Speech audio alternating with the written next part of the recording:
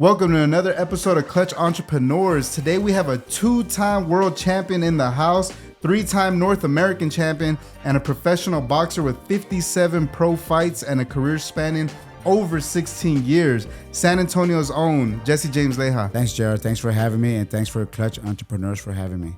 Yes, sir, man. The honor is mine, man. I'm glad that you came to do this, man. I'm super excited. For my viewers that are just tuning in, man, can you give them just a little background history on Jesse James Leija? Yeah, bro. I'm from born and raised here in San Antonio. Lived in the South Side most of all my life.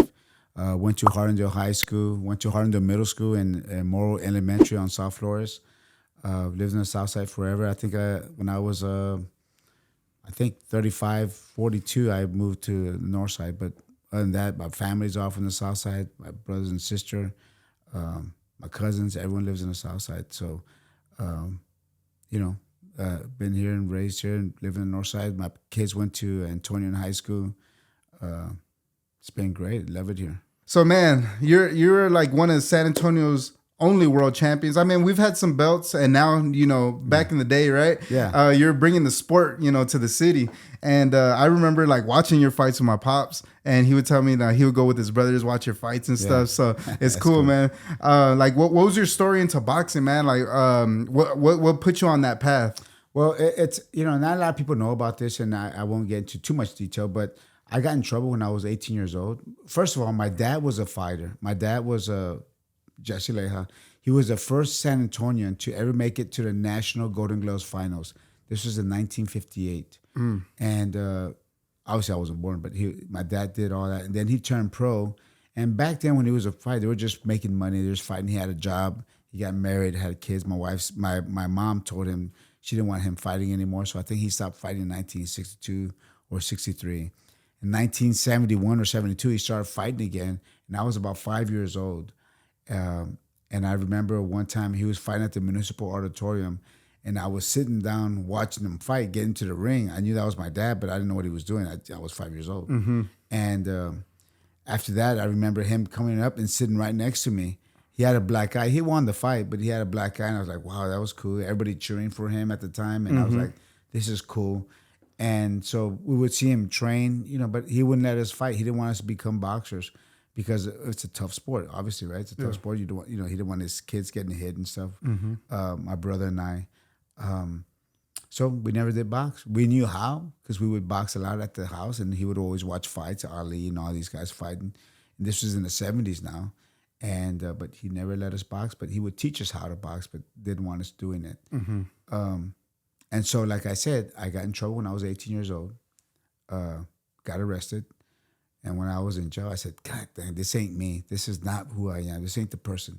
And I said, I got to do better than this. I'm going to do better. So what I said to myself is, I want to join the police academy or the fire academy. I'm going to join something and make something out of myself. I wasn't a bad kid. I just did something dumb, but I wasn't a bad kid. And I didn't want to let my parents down. And I said, I had a job. I had everything going for me, except I was doing dumb stuff. I was 17, 18 years old. And I said, I'm going to go to the boxing gym to get in shape. I want to either become a firefighter or a police. I'm going to do something with myself, but I'm going to go and get in shape first. And I started boxing. 2 years later, I'm in the 1988 Olympic trials. Really? And then I turned pro after that. So you're telling me before 17, you weren't really training? I wasn't training. I knew a little bit because my dad would teach us a little bit, but we never went to the gym. Went to the gym. So, but I played football. I played for the Little Cowboys in Pop Warner. I was 10 years old, 11 years old. I played for my middle school, Hardendale Middle. I played a fullback and running back, all that stuff, and the middle linebacker. And then I didn't do anything in high school. Had a girlfriend in high school the whole time. And not until I was 18, 19 years old. Not until I was 18 years old when I started boxing again. That's interesting, man. Because like most of the times, like, like when you hear about pros, they're like, man, I've been boxing since I was 10, 8. Oh, yeah. 6, so 7, 8 years old. Yeah, all those, yeah. That's pretty inspiring. Yeah. You started at 18 and became a world champion. Yeah, but, when I started at 18, I became a freak at working out. I was in the gym every single day. They would give me a key to open the gym on Sunday so I can work out I wasn't even a pro yet. I was just an amateur, but I wanted to become a great amateur. I wanted to become a good fighter so I can become a firefighter or police officer. It wasn't about turning pro. It was just about being in great shape so I could do my police officer or fire, whatever I chose to do, right? And it just didn't happen. I went to Olympic trials. By accident, I was in the Olympic trials and I lost. And then I turned pro. And then I didn't know I was going to turn pro after that either until I had my manager, a guy I met who said, I would like to manage you if you ever do turn pro. I said, well, that's not what I'm thinking about. I'm thinking about doing other things. He goes, well, if you decide, give me a call. And then one day I said, why not try it? Let's just see what happens. I'm okay. I went to Olympic trials. Yeah. I'm okay. So that's when I turned pro. Man, that's crazy. You know what? I just did I was on somebody's podcast yesterday. And it's funny that you said that. I had the same thing. When I was 18, I did some bad stuff. And then I switched, but I went into real estate. Yeah. But it's funny that you said that. But that's crazy, man. So 18 years old, was it love at first sight? Like when you were in there, like you fell in love with the sport, or? Well, I liked what I was doing because it gives you so much. You think it gives you a lot. Being a fighter, or being a boxer, or training to be a boxer, or training just to box, it teaches you a lot about yourself and who you are and what you're doing. So I love that feeling of being confident. I love that feeling about knowing I can do things and finish them out and train hard and run hard. Like, heck, if I knew I had to run 5 miles, I was gonna run 5 miles that day no matter what. I learned that if I wasn't set up to do 5 miles, I had to do 5 miles. I couldn't do 4. I couldn't do 4.5. I had to do 5 because that's what I set out to do. So that was my thinking is I'm going to do what I'm going to set out to do. And I liked the way that felt about being confident and being able to do things that I want to set for myself. Set goals and accomplish them, no matter the... Set goals. No, I don't care what it was. I was setting goals. And mainly, like I said, I was trying to be just to lose weight. And my weight was coming down. I was probably 160 at that time, and then I started fighting at 125. So, I liked setting those goals and knowing that I can make them happen through boxing. No matter how hard it is. No matter how hard it is. I don't care how tired I am. I'm going to hit the goal. That's part of the game, yeah. And we were just talking, man, because like I said, guys, I've been training at his gym for the past, 3 weeks? And I love it. I wish I would have found this at 18. Yeah, exactly. And to cut you off, all my clients, I have clients in their 70s and 60s and 50s and 40s. I have clients. I saw like an 80-year-old there, bro. I have an 82-year-old. Yeah, he's a gym member. Yeah. And they all say the same thing. I wish I would have found this when I was young. And these guys are CEOs of companies. These guys are multimillionaires. These guys are a little bit of everything. And women as well. And they all say, I wish I would have found this when I was young. Because it just gives you something. It teaches you something about yourself that you didn't know. Yes. And that's what I was saying, man. It's just like, I told Ronnie, I was like, man, like, you know what? I discovered something about myself, man. When things are getting hard, like right now, I like want to stop. And I'm like, that's not a champion. Yeah. You know what I mean? That's not how life is. Yeah. But when it comes to other things, I'm not like that. But like physically, it tests you. Cause like, it's hard to gauge yourself and things like that without that type of marker. Like if you understand what I'm saying, like your body's like the ultimate. Yeah. Because when you try to run 5 miles and your body literally feels like you can't do it, but your mind's saying I have to do it, that's a whole different if you can flip that switch. Yeah, that's it. That's the key. If your mind can do it, your body can do it. Yeah. So do you think that was like that mindset you're talking about? That's kind of like a champion mentality, right, man? Like, it is. And so when I was younger, when I was playing football, and so I was pretty good. I guess I was okay. I was pretty tough as a kid, and I think I was a tough kid because I had an older brother and sister who would beat me up all the time. I just learned how to become tough. But when I was an amateur and I went to Olympic trials and the whole bit, and then I turned pro in 1988. And about 1989 or 1990, my dad's best friend gave me a book. He said, James, I know I'm going to give you this book. And I want you to read it. I think it'll change your life, and I think it'll help you in your boxing career. And I said, okay. I took the book, put it aside, and he was the one that actually was teaching me how to play golf. And that's when he gave me the book. He was, I want you to read this book. I said, okay. But I was too busy trying to learn golf. And he would tell me the next time I'd see him at the driving range, did you read the book? And I said, oh, not yet, Tomas. His name was Tomas Montellano, good friend of ours. And he was my dad's best friend. He's the one who introduced my parents to each other.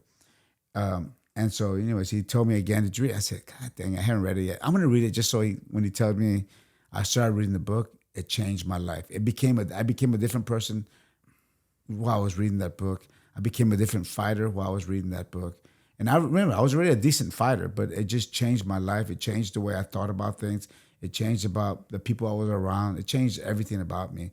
And that was the book of Power of Positive Thinking by Norman Vincent Peale. It just changed my life. And I know you and I talking before the podcast is that you read the same book and you said it changed your life. Yeah. And it's just, it's crazy that we're both talking about that. And we're about the same age as well when it happened. Were we? I was 18. Okay, yeah, man. And it was the first book I ever read. I never even read a book. I mean, don't get me wrong, I went to public school. They make you read. But like on my own, like I want to read a book. Yeah. That was the first book I ever read. I think that was one of the first books that I just picked up and started reading it just to read. Not because no one made me read it. Exactly. Yeah. And then ever since there, I went down a rabbit hole and I read a lot of books. Yeah. I love reading now. That's what I do too. Never thought I would. Because I hated reading, man. Like in school, like, you know, but it was forced. But then once you realize the power of reading and what it does to your thoughts and how it impacts your life, you'll never stop reading. Yeah. Are you a big reader? I'm a big reader, yeah. I have so many books at home. And a lot of my books throughout my career. So I had a 16 year plus career. And I have just about every time I was in training camp or reading, or I was always reading. In every fight, I have a book that I was reading. Sometimes on HBO or Showtime, whatever it was, they had the camera on me and I'm reading before the fight. I'm just reading because I want to just have a calm mind. I want to be normal. I want to be relaxed. I want to be, no stress in my body. And I would read just to re-emphasize what I wanted to do during the fight and have a calm mind. I always tell people, calm mind, calm body. Racy mind, racy body. You don't want that. You want to have calm and cool and collected for the whole bit. Mm-hmm. And reading helped me do that. And obviously I have, the art of war, the mental toughness, the power of positive thinking. I have so many different books that all teach you about being a mental tough person. Just I guess like Kobe Bryant would do, and all these other guys. The Mamba mentality. Well, I had the toughness mentality of being tough and being positive. It's mainly being positive in everything you do. Mm-hmm. So, like, do you have just your favorite three books? The Art of War, The Power of Positive Thinking, and Mental Toughness. Okay, those are my three favorite books. I never read the Mental Toughness one. Yeah, gotta check that one out. It's really cool. Okay. So, like, you like the way I like what you're saying before the fight. You're on HBO, you're on Showtime. Everybody's watching. You're here reading a book. Yeah. You know how people have the music roll loud, and I would have low music, calm inside the dressing room. I'm laying down reading my book. This is an hour before the fight. That's crazy. I would start getting ready about 30 minutes before the fight, get warmed up, get a whole bit. But before that, I have to read my chapters of Power Positive Thing or Mental Tough, whatever I was reading at the time. I want to read and just get my mind full of positive thoughts and knowing that I'm going to win the fight. That's powerful. Yeah, I tell you, man, it changed my life. And not only that, it also transfers into my marriage. It transfers into my friends. It transfers to the people I want to associate myself with. If I have there's a saying that a positive person will pull you up with them, and a negative person will do the same thing, will pull you down with them. Yeah, I agree. And so, associate yourself with positive people, and they'll pull you up. Mm-hmm. You do the same thing with negative people, they'll pull you down. So I don't have.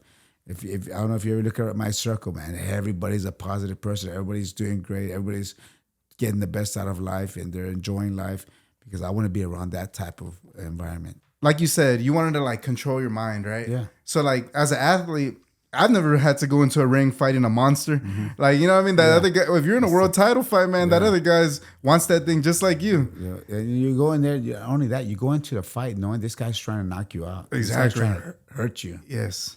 And so here's a story. I love to tell the story to be put it in perspective of what we go through or what fighters go through or anyone. Mm-hmm. So I tell people, and I always put it this way because it's happened to me.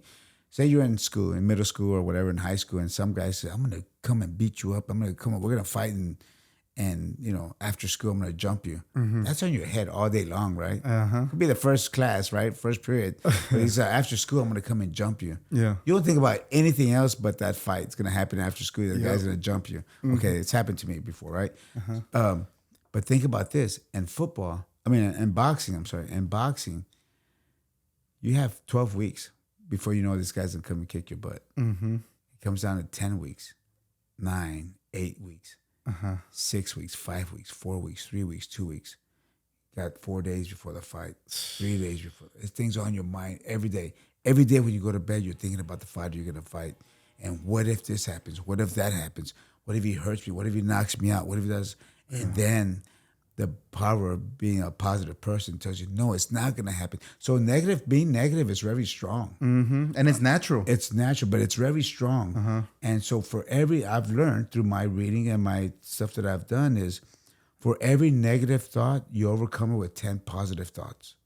So if I would say, man, what if this guy hits me and knocks me out? No, he's not gonna knock me out because I've been doing this. I've been training here. I've been running my sprints. I've been working like crazy. My abs are strong. I've done everything else. My diet was great. 10 positive things overcome that one negative thing. Because it's not gonna stop. It's not gonna stop. It's natural. We naturally think this way. It's natural. It's a natural thing. But I started learning how to become like when I get a negative thought, I said, no, it's not gonna happen because I have all this to back me up. I have all this to beat that one negative thought. And man, it worked like a charm. And people would say, "Oh man, what?" I said, "It's not easy. It's a workout. It's a thing that you train for. You train to be positive." People say, you've heard this thing. Oh, how many times have you heard basketball players, football players, boxers, whatever, say, "Oh, it's 80% mental. This game is 80% mental, or 50% mental. It's all." And then I always ask them, well, how much do you practice mental? And they'll look at me and say, what do you mean? I said, well, if it's 80% mental, how do you practice mental? They have no word. They have no idea. They just say it. They don't. They just say it. But there's actually a way of training mental. How do you, positive thoughts, thinking of the things you've done, reaffirm that you're going to do better, no matter what it is. It's an exercise to do, but always being positive. Right? No one tells us how to be negative, but you have to learn and teach yourself how to be positive. Yeah, because it's not natural. It's not natural. It's a fear thing. God put that in us though to protect us. Yeah. You know what I mean? Yeah. To keep us alive. Yeah. You know what I mean? Yeah, well, I better get away from that. That bus dinosaur. coming. That dinosaur's coming. I better, exactly. Being positive, I better get away from him because, you know. And that's and you have to teach yourself how to be a positive person all the time. And you know, it's so I've been listening before this, preparing for this interview. I was watching a lot of boxing interviews, right? And I saw one about Mike Tyson, and he said, before the fight, every fight, I don't care. Like, it's Mike Tyson. He was knocking everybody out in the first round. Everybody feared him. Everybody feared him. And he feared everyone. He feared everybody. He said, I was so scared sometimes before fights that I thought sometimes I might even have a heart attack, or like I would just be paralyzed. That's how fearful I was. And he said, and you know what? This is big for me because I get nervous and my, like, before I do something big, like my thing is like, and I guess I'll put it on thing, but like if I go speak on a stage or something, I get nervous before backstage, but I still do it. Sometimes I'm just floating there for like the first few minutes. You know what I mean? That's how it is walking to the ring. Yeah, I bet. And he goes, I was like, I'm so scared, paralyzed. Like I might have a heart attack. That's how scared I am. And he goes, but as I get closer to that ring, I feel like a god. And when I get in that ring, I'm a god. And I'm like, dang, that's how crazy. it feels. I'm telling you, think about this. I'm across the ring from Oscar Delahoya, who's knocking everybody out. And I'm like, oh, crap. I'm going to fight him. But the bell rings. I go after him. Yeah. Because I got to just go. I mean, fight or flight. That's it. I'm going to fight. I'd rather lose fighting than lose not trying. Yeah. And that's Oscar Delahoya, and you're talking in the 90s, right? Yeah, when he was knocking everybody out. When he was knocking everybody out, man. I mean, he did Chavez, he did everybody. But, the thing is, you just got to fight. You got to fight for what you want, fight for your life. But that talks a lot about your courage, though. Like, you signed up to fight a monster. Let's go. Let's go. Well, see, here's the thing, and people may not realize, I don't know, maybe they do, they don't, but I was a world champion, and to me, I always said to myself, I want to challenge myself against the best fighters in the world. I could beat pretty much the average guy. I'm going to beat the average guy pretty much, right, every time. Yeah. But why do I want to be average? I don't want to be average. I want to fight the best and see where I'm at. And I fought the best pound for pound fighters in the world. I fought the best, the number one guy, 5 times or 6 times. I fought Oscar. I fought Shane Mosley. I fought Costa Zoo from Australia. I fought who else? Gatti. Mickey Ward, Gatti, Azumah Nelson 4 times. These were the best fighters in the world at that time, top 10 fighters in the world. And I want to challenge those guys. How am I gonna know where I'm at if I don't fight these guys? But that says a lot about your character, though. That's what boxing's about. Yeah. And that's kind of like what we're losing in today's game. Like the best guys don't want to fight each other. Oh, because they want to make money. They want to make money. So I always felt that if I fight the best guys in the world and I beat some of the guys, or I may lose some, people respect me more than if I had 10-0 against the world champions, 10-0, but I hadn't fought anybody yet. And that's kind of like what we say, that's where the pride's at for yourself and for people to walk.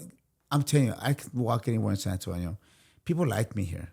And I think I'm well. Matter of fact, on the way over here, I was thinking about this, is our last name, the Leija last name, is pretty strong here in San Antonio. And it's a good thing. It's a good name.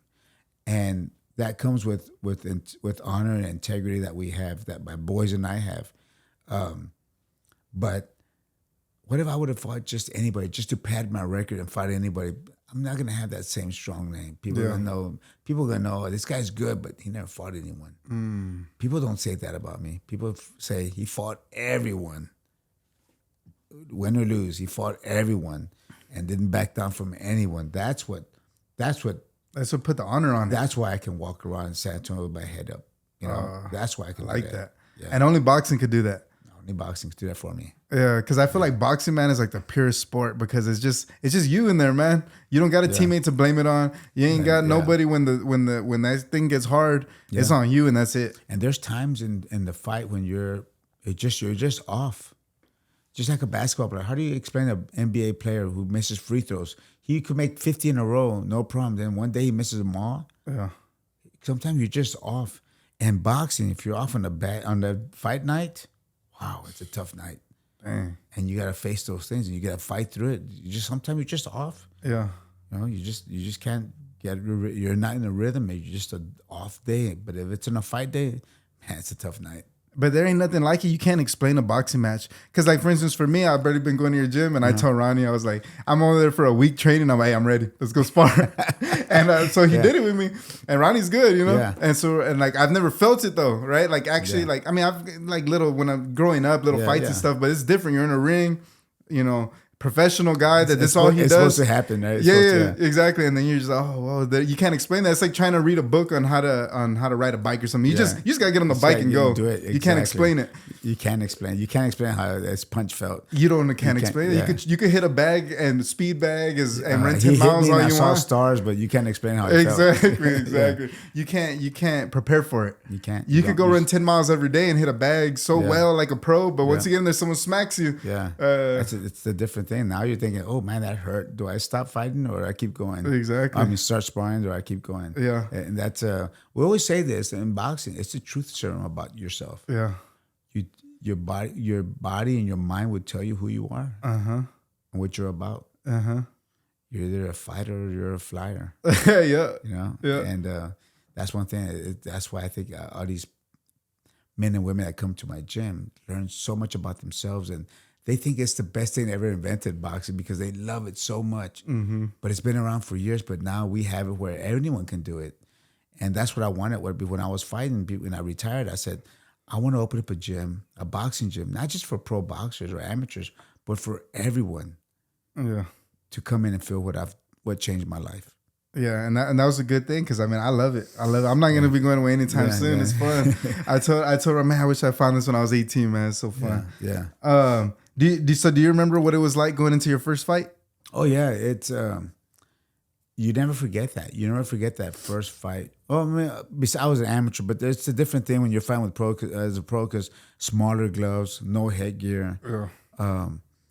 And everyone's watching, and it's whatever, it was on TV. I think mine was on TV in the first fight, the first time I turned pro, and it's just those nerves. But it's the same thing. I always tell people, once you get in the ring, you're nervous as heck. But when the bell rings, you forget about everything. Just knowing there's a guy in front of you that's trying to knock you out. Yeah. Does it all go away? It goes away. It's just like a tunnel vision. Tunnel vision. And then at times, it's like if someone flips a switch on and off, that you hear the crowd, you don't hear them. You hear them, you don't hear them. You hit the guy hard, all you hear is gloves hit, like you're hitting the body, you're hitting him, and you hear the leather hitting the face or the body.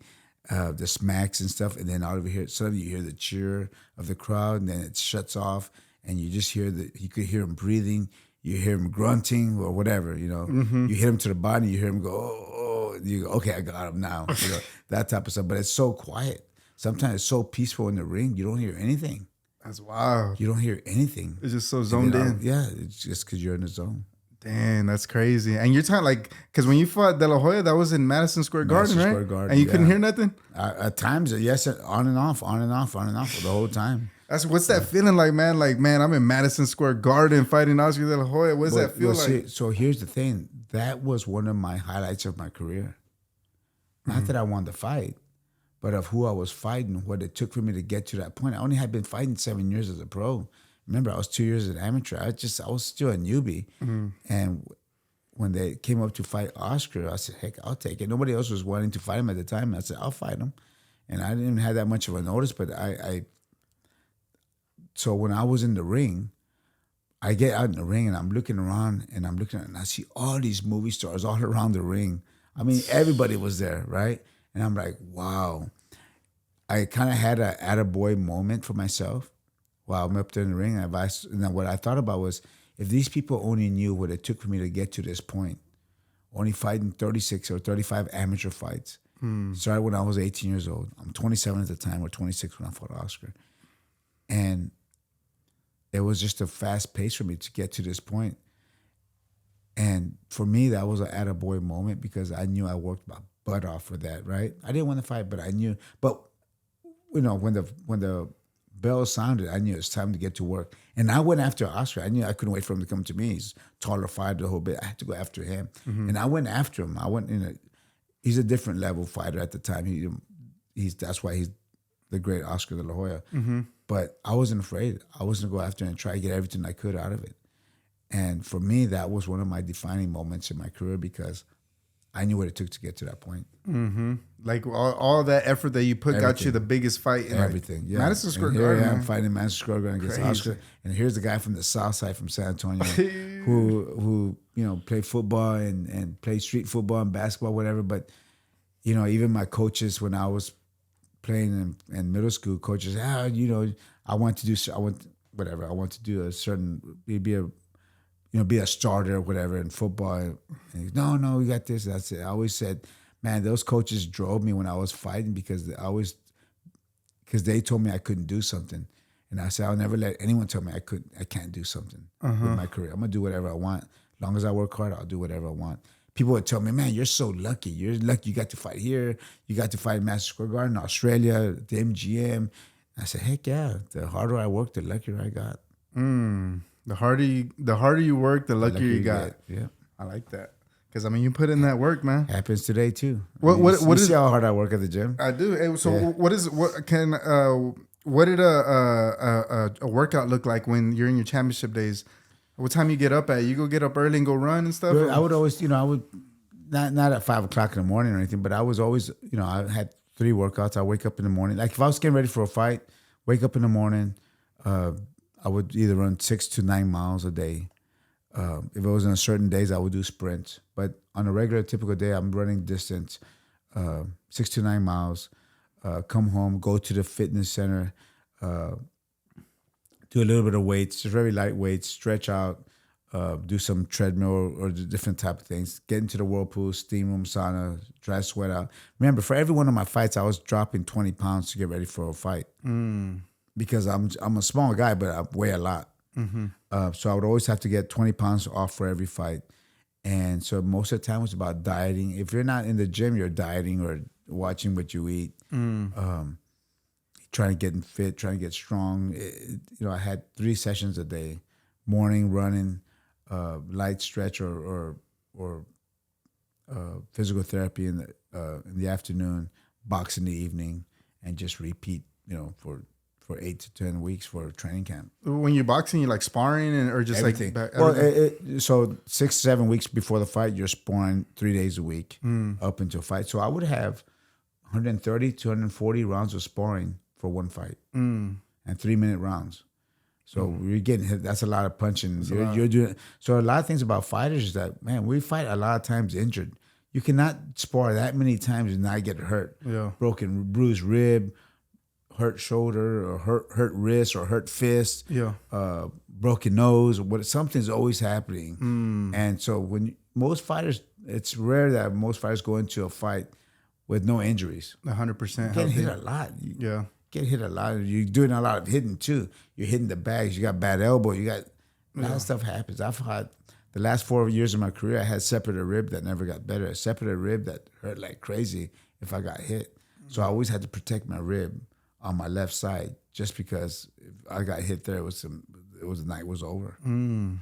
And like today, we were there earlier before the podcast, and I like to go watch the guys spar. Yeah, because they're pros. Yeah. So I like to watch it and to see how they do it. And I remember Ronnie told me, he said there's 3 different types of conditioning, like just training, bags, running, and then you could be at the top level of that type of training. Yeah. But then you go into sparring, that's a whole different type of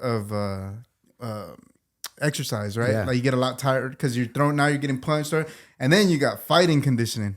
Yeah, they're all 3 different levels. There's 3 levels. Yeah, there's a running condition, there's a training condition, and there's a fight condition. Yeah, and that fight condition is tough. I have a funny story, not funny, kind of funny, but so we're training the Spurs. I've been training the Spurs for 18 years now. We trained the whole team in the summertime for a couple of months before they start their camp. And one of the best conditioned athletes in the world, or at the time, was Manu Ginobili. And he came in one day into the ring, into our gym, and we were training him. And we did mitts with him. Like I did 3 or 4 rounds of mitts, 3 rounds of mitts, maybe 2 rounds. And I was just going hard for 2 minutes. At the end of the round, he was laying on the floor. He goes, I can't believe how tired I am. He was laying down on the floor, and we were just counting and laughing at him. He goes, but I'll get better. And sure enough, he came in the next time, maybe a week later, and we did mitts, and he wouldn't get tired. I don't know what he did or what he was doing, but he was impressive. He's, him and Tim and the other guys, but Manu's a guy that could have been a great fighter too if he chose to fight. Really? Yeah, everyone just Tim's looking at him, and everyone just like with their mouths open because they couldn't believe how good he was. He got good that fast? That fast. That's why he's a champion, though. That's why he's a champion. That's why he's Manu. That fast, man. He was a beast. Shout out Manu Ginobili, man. That was my favorite basketball player ever. He was a beast, man. He's a beast. That's cool. But Tim's an MMA guy. Tim's a mixed martial arts. Yeah. He kicks like crazy. And he loves boxing too. Really? Because of striking, but he's a beast too, man. That guy's learned. He did this for 18, 19 years. He still does it. When we go to train at Spurs, he's there too. Oh, really? He puts his gloves on and trains with us as well. He's still, because you're still training Spurs. I'm still training Spurs. You got Keldon and all those guys. Yeah. Man, that's awesome. Man, Ginobili was my favorite player, man. And I think the first day I saw you in your gym, you probably saw me laying in the ring. I was that tired too. Ronnie was getting me, man. I was like, and when we were sparring too, I couldn't even last the whole round. After like 2 minutes, and you're probably just going 2 minute rounds. Yeah, right? no, there were 3 minutes, but okay. in 2 minutes, I had to hey, like if you hit me right now, man, I'm out. yeah, that's enough. Yeah. That's that's a condition that you, like you said, there's a different type of condition. There's running condition, being conditioned with weights, or being conditioned in boxing. Yeah, it's the difference. I think it's like the most conditioned athletes for sure. Yeah, for sure. That and mixed martial artists. I think. Well, yeah, them too. Yeah. What do you think it's? What do you think is more conditioned? I've trained mixed martial artists. I've trained guys in UFC, and they all say, "Man, this thing's tough boxing. There's no breaks in boxing. There's no breaks. There's no wrestling. And UFC, you could grab them, hold on, lay down for a little bit with the hold, and not exerting yourself." Yeah. But they said, Pete Spratt was one of them. Pete Spratt, who lives here in town, he said, "Man, this boxing's a different animal because there's no breaks." As far as conditioning, because you're just on your feet the whole time. There's 2 different sports. I would say MMA. I probably could do that either. Oh, it's brutal. But it's brutal. But it's different. Yeah. So like, what do you think is your greatest fight? Obviously, I would think the Azumah Nelson fights, all 4 of them. You had 4 fights with the same guy? I had 4 fights with Azumah Nelson. Yeah, Damn, we had for belts? 42 rounds. Every one of those for a belt. Damn. And he's the great African fighter. He's in the Hall of Fame. But we went 1-1-1. It was the first one was a draw. That was here in San Antonio. The second one I beat him in Vegas. The third one he beat me in Vegas, and the fourth one was here in San Antonio. So we were 1-1-1 until the last one. And I won the last fight. But he's just. That was all those fights were tough. But there was a fight that I had with Louis Espinosa, who was a 2-time world champion. He's a 2-time world champion. He was like 44-2 when I fought him. And I only had 27 fights. He had 35 knockouts. He had more knockouts than I had fights. This guy was knocking everybody out. And I fought him, and that was one of the fights where I said, okay, I belong. I can compete with this. And I beat him in a tough fight, but that was one of those fights that I said, okay, I belong. He had power. Yeah, oh man. I had 5 cuts. After the fight, I had 5 cuts. I had to get stitched up. He just hit. Every time he hit you, it hurt. And but that was one of my defining moments where I said, okay, I belong. Nice. So like, did you ever, because I know personally in my life, man, when I lose at something, that's always where after a loss, I take huge upside after that. Yeah. Because I pivot, I learn a big mistake, and I'm like, I'm never doing that again. I never want to feel that again, right? Yeah. And so was there anything like a special loss that you took that was big for your career? Well, all the losses are tough. They're all tough, but it doesn't have to be a fight, just a loss in general. Yeah, but you learn that if you lose and don't learn a valuable lesson from it, you've lost again. So the losses I had in my career, I've learned from those, and that's why I didn't have that many losses. Yeah, because I learned from them. If a guy beat me, he was just because he was better than me. And even there was guys that were better than me that didn't beat me, because I've always said this too. I didn't have that much experience. Remember, I only had 2 years as an amateur. But if a guy beat me because he was talented and in great condition, but if I had a chance to, I was going to out-condition you no matter what, because that's on me. Now, if a guy has talent and just God-given talent that I don't have, I can't do anything about that. But I could always do something about my condition. I can push you harder than when you want to fight. And there was guys that were a lot better than me that I beat because I out-conditioned them. And that was the thing I had. I'm going to out-condition you. If you're better, well, get in for a tough fight because I'm going to out-condition you. I'm going to make you want to quit. So do you think that that was your superpower? You just worked real hard? That was one of my superpowers, man. I worked hard. And I was going to make you run harder than you wanted to. I was going to make you punch more than you wanted to. I was going to make you get hit to the body more than you wanted to get hit. I was going to make you work harder than what you wanted to. And sometimes that helped me win fights. And is that, what do you consider, like, is that like what made you work so hard? Like, what made you get to that level? Mental toughness. It's on the mind, brother. It's on the mind. You want to do it, you're going to do it. You're going to what? You want success, you're going to have to work for it. And what I said, right? The harder I worked, the luckier I got. Yeah. So did you just was that your goal in life? Or when you started boxing, obviously you don't do nothing halfway. Obviously you're a world champion. Yeah. So was that I'm going to be a world champion? You set your mind. I went above and beyond. I was in the gym. Remember I told you that the guy just gave me a key to open the gym so I could work out on Sundays. Yeah. I had to play catch up. Remember I was late in my career. I was late as an amateur. I was 18. So I had to make sure that I was going to be ahead and catch up to all the other fighters that I was fighting. I was fighting fighters, Hall of Famers. I was fighting these great champions. I had to play catch up sometimes. I had to make sure I was keeping up with the experience. I had to work a lot to keep up. But I learned that from my mom and dad. My mom and dad were workaholics, and they worked hard all the time. I saw my dad working hard. I saw my mom working hard. And I said, man, I got to work hard. How can I not work hard? The two people I love the most, that my influences in my life, work hard and show me that you got to keep going. You cannot depend on someone else to work hard for you. I love that. Yeah. So man, I'm just trying to get in your mind, 18, because that's crazy. That's inspiring. You started at 18. I don't think I've ever heard that, a world champion starting at 18. Well, there's a few, but there's not many. But there's a few guys that have started late in their careers and have done well. But, can you name a few? Well, there's a guy named Montel Griffith. He started late in his career. I think Marlon Hagler started late in his career. Okay. There's not a lot, but there's a few fighters that started late in their career have done well. Yeah. What do you think about this whole YouTube boxers that are coming up? Well, here's the thing that we talked about earlier, right? Mm-hmm. Who have they fought? They fight MMA guys and stuff. They don't fight boxers, really. Yeah, so you get that look now where you're good, but you haven't fought anyone. Right. Remember, I didn't want that happening to me. I fought everyone. You wanted the respect. I want the respect. These guys may have them. They're making crazy money, and I don't hate them for that. Yeah. But I don't hate them at all. But you're not gonna get the respect that a Canelo would get. You didn't get the respect that Oscar would get. You didn't get that same. You may be a fighter who's, Jake Paul. Let's take Jake Paul, right? But who really respects him as a boxer? Yeah, yeah. Do you think he's like? What do you judge his skills? He's not a bad.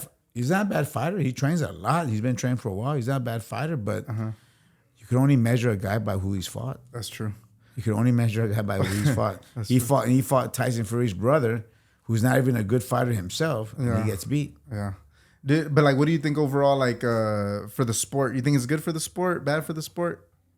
I don't know. I can't say either way because it hasn't done anything good for the sport.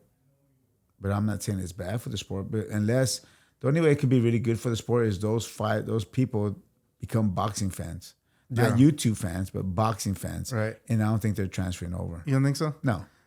What do you think about the current stars in boxing in general? Do you have favorites like that you like to watch right now? Canelo's always a favorite. He's a great guy. I've known Canelo for a while. He's a great guy. Ryan Garcia is a good fighter. I'm not a big fan of his, but he's doing. So that's the difference between him and Jake Paul. Ryan Garcia is fighting real fighters, and he's going to fight, Tank. I'm a big fan of Tanks as well. That's going to be a great fight. It's going to be great for boxing. Two young guys, beasts. These two guys are beasts, and they're going to fight each other. It's going to be a great fight. That helps the sport. See, that type of fight helps the sport of boxing. Yeah, I'm taking Tank. You're taking Tank only because of his experience. Yeah. Because has Garcia ever fought for a belt yet? I don't think he's fought for a belt. I think so. Isn't he a champion? No, he's not a champion yet. Okay, but he fought the guy from Australia, and he got dropped, then came back and knocked the guy out from Australia with the body shot. But Tank Davis, man, I've seen him fight some real fighters, and he puts them to sleep.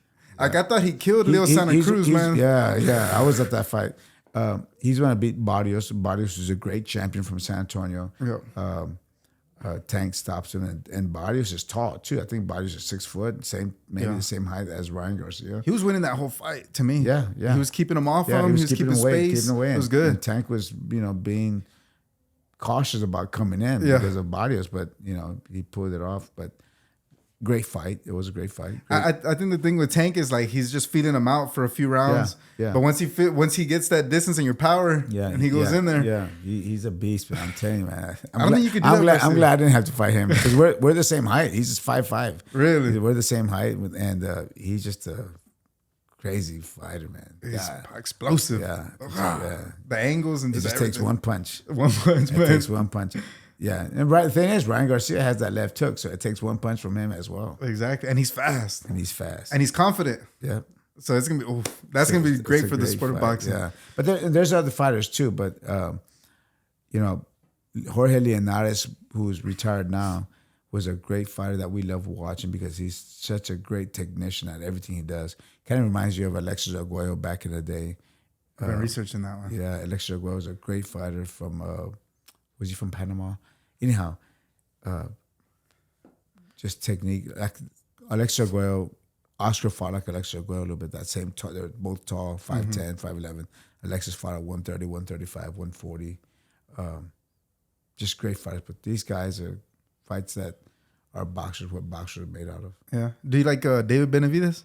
Yeah, good fighter. More of a slugger, but he's a tough guy. Yeah.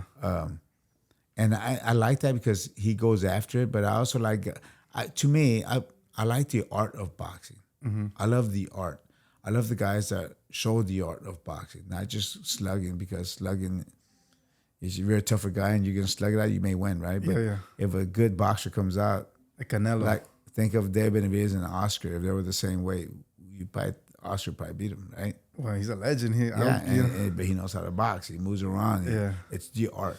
Yeah. What do you think? Because I think after this one against Plant, I think winner of that goes back to Canelo. Yeah. You think he can get Canelo, or Canelo's too good? I don't know. Canelo's great, right? He's Hall of Famer as well. Mm-hmm. But when he fought Bivol, right? It was Bivol. Mm-hmm. Guys are just too big. He's too big. Just too big. It's like Sugar Ray Leonard going up to 175 and fighting these light heavyweights. Yeah, just a lot of weight. I think Canelo bit off more than what he can chew. It's just a lot, and you can't. He was just trying to sell many belts he could Yeah, get. exactly. But everybody. but if he fights guys his weight, people say, "Oh, come on, we want you to fight him."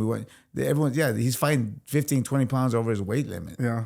So I mean, that's the thing with boxing though, because like you got different broadcasters and promoters, and like sometimes it gets in the way of the big fights, right? Yeah. Oh yeah, because they got different promoters having their certain fighters that they don't want to fight each other. But so like that, I think that right there is why boxing isn't as big as it could be. Yeah. The fights don't happen. But it's always been that way though. Yeah. Even in the 80s and 90s when boxing was huge, fighters weren't fighting each other back then unless they came to a compromise, like Bob Arum and Don King one time when who fought Pernell Whitaker and Chavez.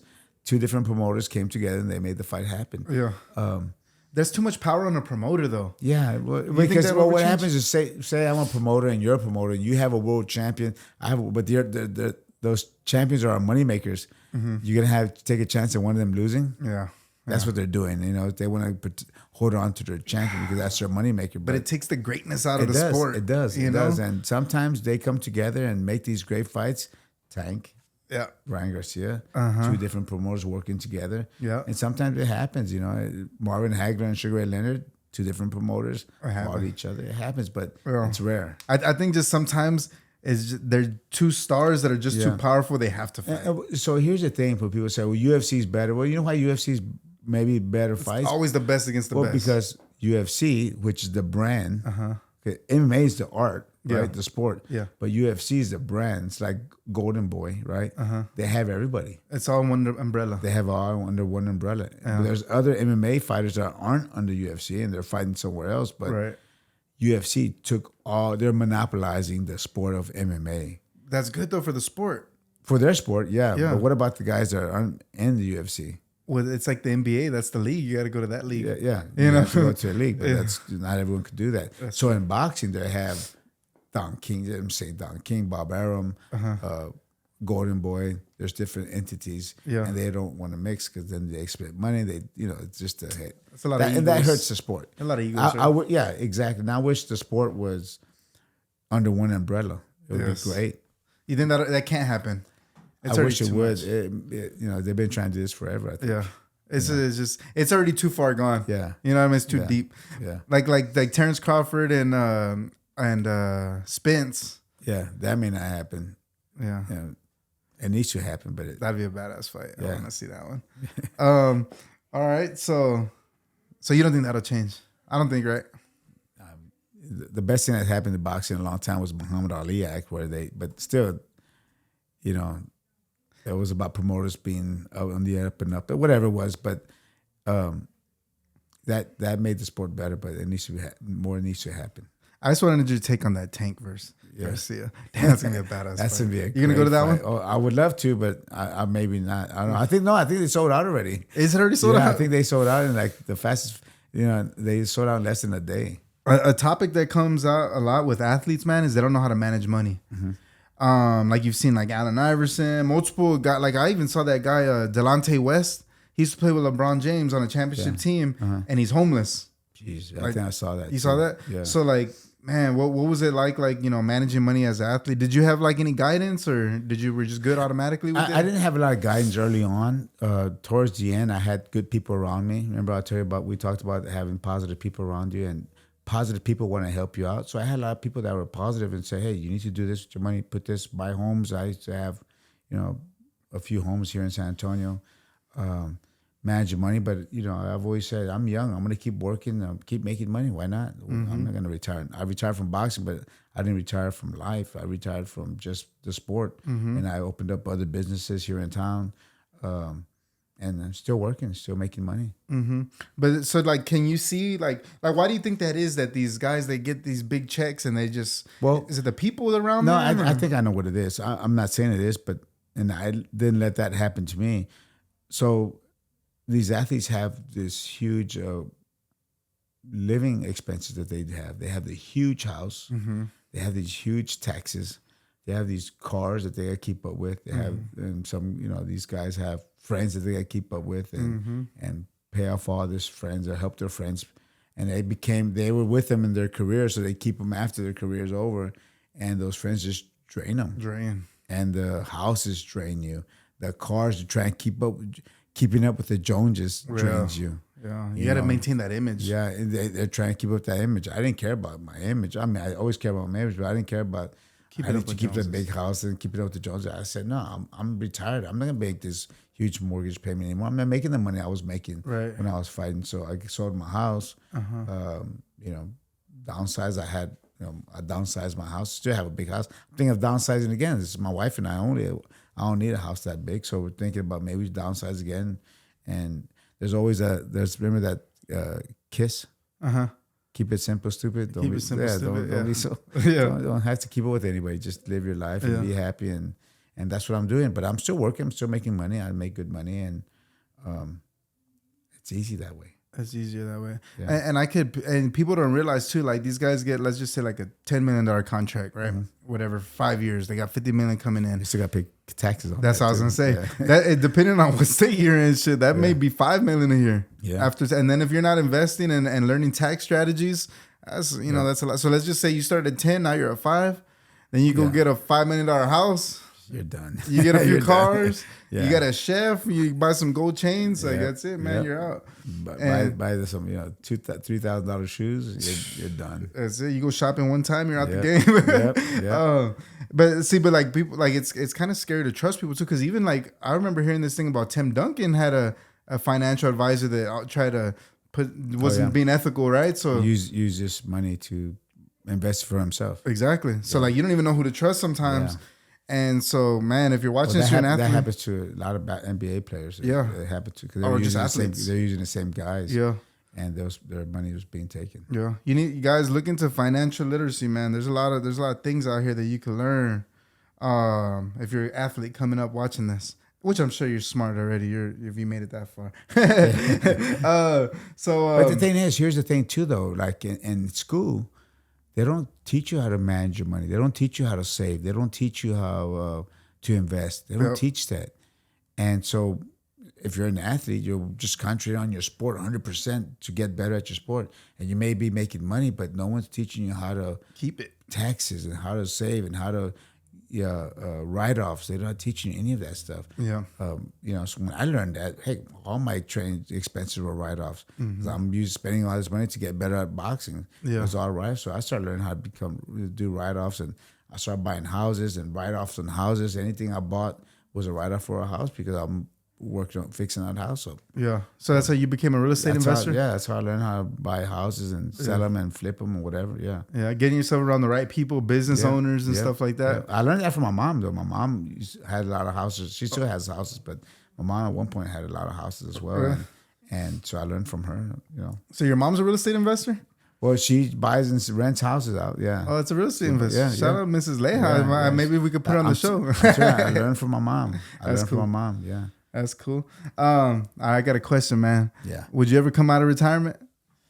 If the money was a lot, crazy money, yes, but it's never gonna happen, so I don't have to worry about it. So basically, no. Because you see, I'm 56 years old. I can't be fighting anymore. I've been.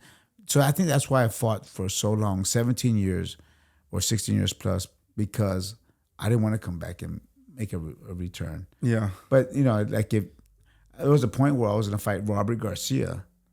On Canelo was gonna fight here in San Antonio, and they were gonna make Robert and I just do an exhibition. Really? And that would have been cool. And I wasn't getting ready for that. It didn't happen, so I said, "Oh, that's good. It didn't happen." So there's a potential. That was just a couple of years ago, or 3 years ago or so, but not anymore. Because we might have a San Antonio, Texas celebrity boxing match. You never know. No, yeah, maybe, but the thing is, you're still getting hit a lot. Because if I'm fighting someone, he doesn't want me to hit him, and I don't want him to hit me, so we go all out. We go all out. Yeah, it's not like halfway. There's no halfways in boxing. Yeah, there ain't no halfways. Hit me halfway. Exactly.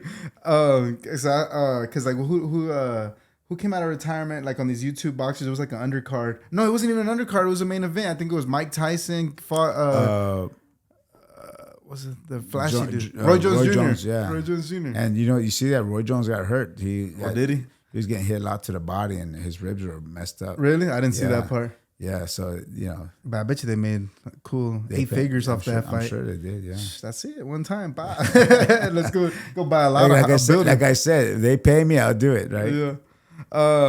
So okay.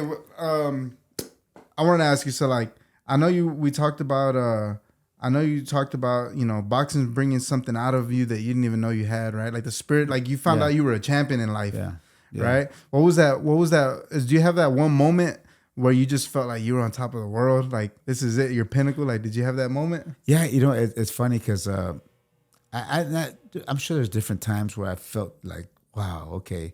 That the time you feel like I've made it, right? And I had some fights. I fought Troy Dorsey on NBC, and it wasn't a world title fight, but it was I was fighting the former world champion. I stopped him in the 5th round. It was a great fight. But nice. When I won my fight against Azumah Nelson, the second fight, the first fight I felt I won at the Alamo Dome, and 63,000 people. You're like, oh my God, this is it was just amazing at the Alamo Dome. But you packed out the Alamo Dome like that? Yeah, it was 63,000 people. Chavez fought Pernell Whitaker, and then there was 4 world title fights in one night. Wow. That was here in San Antonio in 1993. Anyhow, after that fight, I fought him in Vegas at the MGM Garden on Showtime.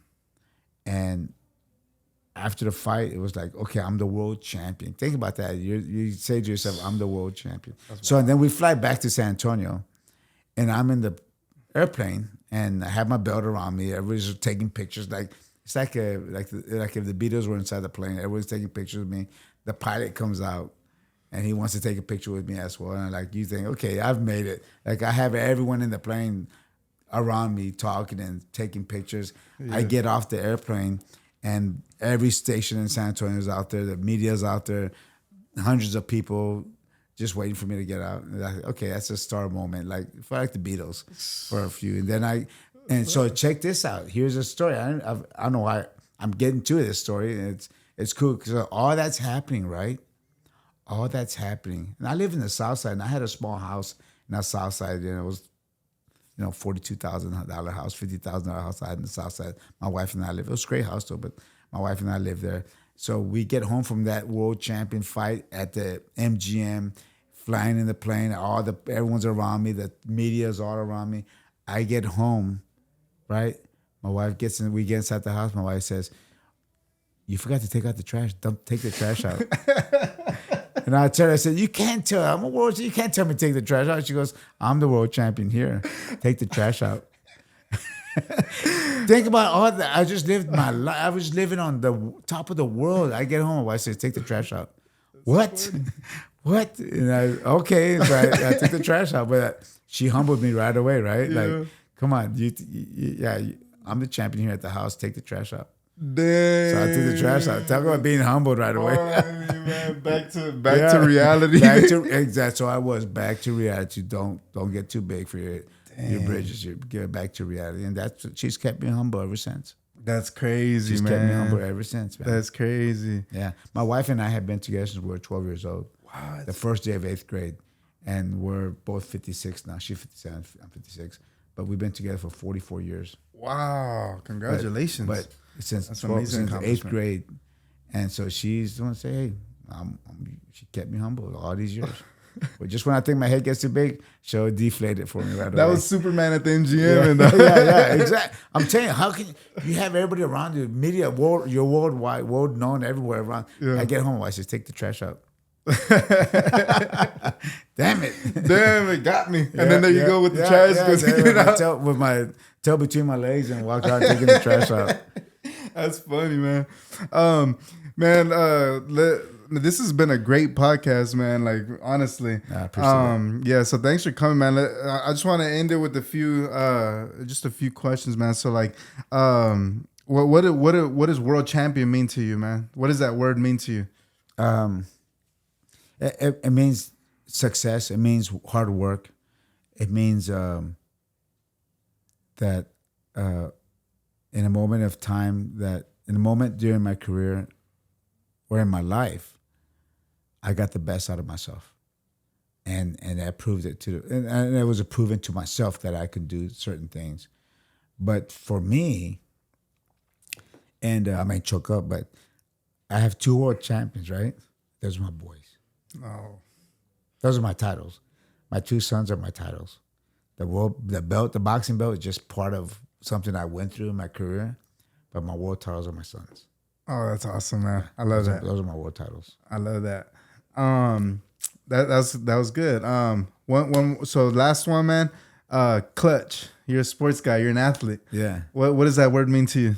It means, man, it means, so I think of, when you think of car, you think of clutch. And to get ahead and to get anywhere in a car, you have to use that clutch. To go forward, you have to use that clutch. And to get the best out of the speed that you want in your life or in your career, you have to use that clutch. Keep the clutch down. There you go. There you go.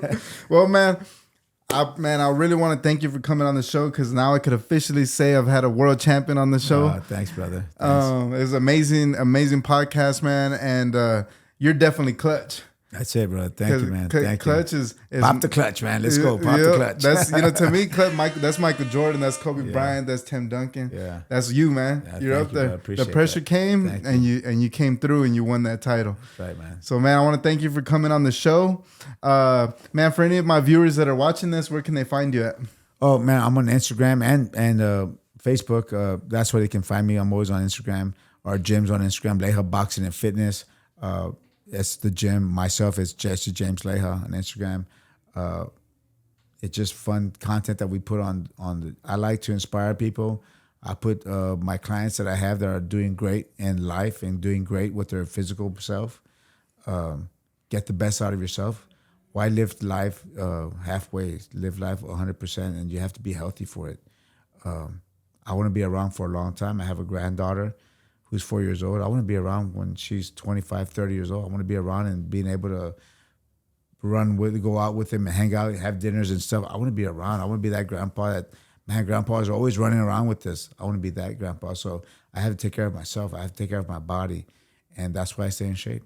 Nice. So they can actually get trained by you, right? Oh yeah. I mean, we come to the gym and train with us. We're running classes all the time. We do privates. All the trainers do privates. I'm so busy with privates, but I still I'm open to train anyone. There you go, guys. And you don't have to be. I don't care if you're an athlete, you're a stay-at-home mom, stay-at-home dad, businessman, businesswoman. It does not matter. We train to get the best you. Awesome, man. So, like, guys, if you're watching this, you can get trained personally by Jesse James Leija. So they said they find you on Instagram. Instagram and Facebook. What's your Jesse James Leija? Jesse James Leija? Yeah, on both. Or Facebook, Jesse James Leija? Yes, sir. All right, guys. Well, I hope y'all enjoyed this show just as much as I did. Man, it was like getting into the mind of a world champ, man. These are the questions I always wanted to ask. And you know where you can find me at? JR Clutch on Instagram, TikTok, YouTube, Facebook. And we're going to continue to have guests just like this. So I hope you enjoyed the show. Leave some comments, share with your friends, and we'll see you on the next one. Stay clutch. That was clutch.